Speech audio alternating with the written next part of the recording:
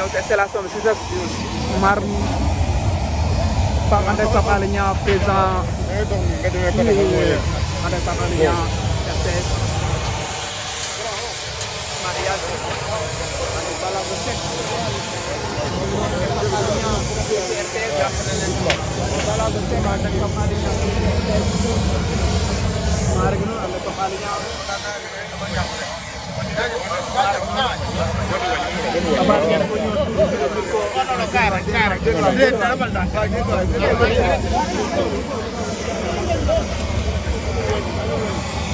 mari gi noonu installation bi grand théâtre ci set di wax Pape Alé Niang ay mar oh Pape Alé Niang akolaat na ko Pape Alé Niang akolaat na ko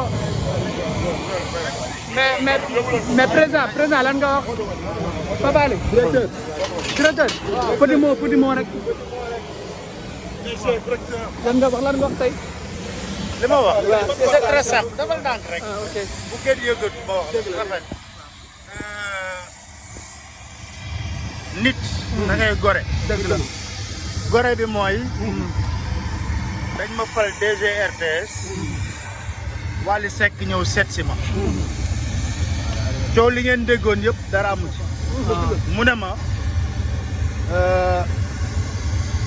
grand bi yow amoo droit échouer te ñun dañuy jàpp ci sa mbir ba mu baax mu ñëw tëgg soo leen fàttali ko premier soirée tabaski bu RTS boobu ba léegi nag mu jàpp RTS comme këram loolu lay dëgg comme këram ñëw fa def fa émission def fa leneen ak leneen mu xewle ñun ñëpp ñu bokk génération man grand frère am la mais lim ma ji ma warloog moom tamit fay ko moo tax tey ji mu jaral ma ci guddi gi ma taal sama oto bopp personnellement ñëw fekk ko en répétition fekk ko muy xool seenam ma ñaanal ko yàlla ci li mu jëm mu réussir ci parce que réussite Wally Seck bu ko kenn xoolee ay réussite moom rek la c'est la ambassadeur la pour Sénégal fépp mu dem drapeau Sénégal la yëkkati kon ñun dañoo am obligation pour jàppale ko mu réussir moo taxoon mu jaral ma tey jii ma bàyyi li may def ñëw seet si ko dooleel ko encouragé ko pour ci li mu jëm nii yàlla may ko ci ndam. loolu moo waral dama tànk. est-ce que mën nañu jàpp ni samedi di nga teew en tant que directeur. loolu yàlla rek ko xam. parce que dama ne am na àjjuma. am na samedi. loolu yëpp ay dog la te dañoo am ay responsabilité également. mais li ci am solo. mooy j'ai tenu à venir aujourd'hui pour lui témoigner mon soutien. parce que moo ma ko ji. ba ma ko jiyee nag dama warloo ak moom bu nekkee ci wàllu gor la. fay ko ko. mooy di waaw xam nga ba ma ko defee. coow li dafa bari. waaw mais coow li bari na. waaye yàlla atte nañu ci diggante bi ndax xam nga lu tax. armée bi. ba ñu defee opération delloo njukkal. pour les militaires invalides. dañoo jël Wally Seck ambassadeur. mu ñëw dëggal leen gratuitement. lépp lu ko génn ci xaalis mu jël ko delloowaat ko ci armée bi mooy le 31 décembre. donc ba ma ko doon jël man daanaka kon juumuma woon. donc li ma koy taxoon mu jël. mooy am na lu ñu bëggoon ci moom. parce que nit dafa war a épurer son cœur. am loo xam ne un esprit de dépassement. loolu nag man ci loolu laay dox. mooy lan ci jàmm laay dox. ci ubbi RTS pour tout le monde. ci fexe ba RTS nekk télévision culturelle pour tous les artistes. man ci loolu laay dox.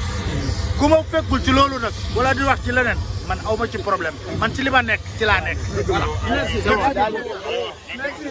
président kontaan nañu kaddu yi la Pape Alé ñëw seet si président Wally Ballago Seck nee na kontaan na si mooma loolu la kaddu yi la Pape Alé ñu wax donc mu def choisir ko def ko ànd ak Momo donc mu choisir def ko ambassadeur RTS parce que baaxa moo tax nee na samedi incha allah bëgg na ñëw ah Ahmed loolu la wax nee na samedi incha allah bëgg na ñëw. waaw dina ñëw baal si kàttanu yàlla waaw nee na Wally Seck bu baax la ak laat na ko macha allah fii àll li ñu ko gis mooy un modeste directeur.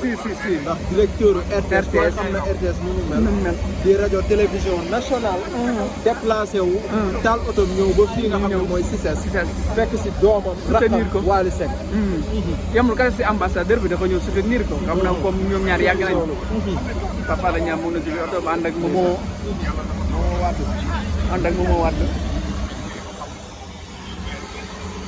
wala ñoo si ginnaaw moom tamit ñëw def ci visite pour le 12. Ndiaye Rambo wax ak moom. Ndiaye Rambo mu ngi noonu. Ndiaye Rambo di nuyu Wally Ballago Seck.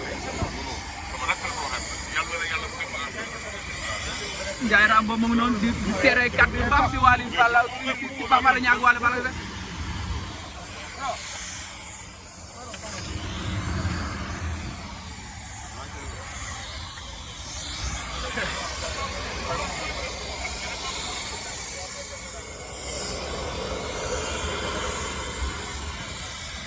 installation baa ngi noonu ngeen ko gisee ci CICES bu waajal samedi le 12 dara du yomb.